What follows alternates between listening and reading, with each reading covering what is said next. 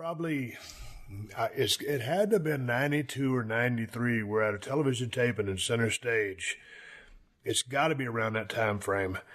And this was when Andre was on crutches. And I remember in the documentary, they showed him on those crutches. He was on those things when he was walking across Center Stage, and man, there he was. And I was a WCW guy. I had just come from USWA. Before that, I was in Dallas. Andre had been all around the world for, at that point for probably 30 years. And he was on that downhill, descent that he was kind of going through physically. And man, I was a nobody, dude. I was Steve Austin, or I guess I was stunning Steve Austin because I was in WCW. But, compared to Andre, man, I was a J-Brone. But I knew that I had to introduce myself to Andre. He didn't know who the hell I was.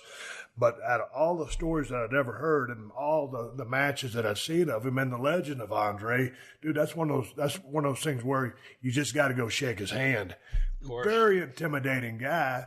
Especially because I was young in the business and this guy was such a legend, and obviously Andre the Giant. So, man, I walked up to him and I said, "Hey, Andre," I said, "My name's Steve Austin." I said, "I just wanted to shake your hand and say nice to meet you."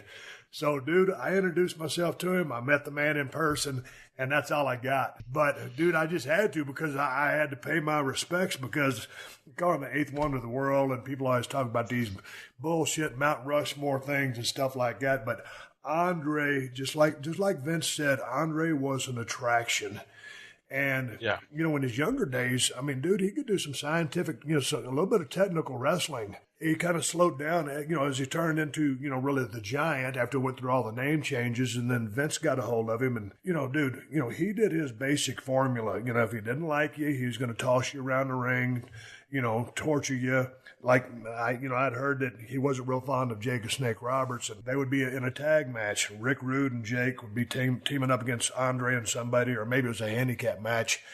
And Andre would just stand on Jake's hair and just surfboard him and pull his arms back, do stuff like that. But, and then, like Jake would just be looking at Rude, and Rude would be over laughing his ass off because he knew what the deal was, just wanting to tag out. But, dude, he was an attraction. It was interesting to hear Vince talk about, and that's why Vince has always been so smart. Like he knew it was an attraction. He wasn't, a guy that was going to work a different match, with another guy. He was going to work the Andre the Giant match. And so, man, he loaned him out to all the damn different promotions, kept everybody happy, and he kept Andre fresh. And, dude, that's, when you think about it, you had to protect Andre. And that was, you had to protect him. You did. But it was really interesting how he was basically always kept out of the world title picture. Yeah, that's something that was interesting, too.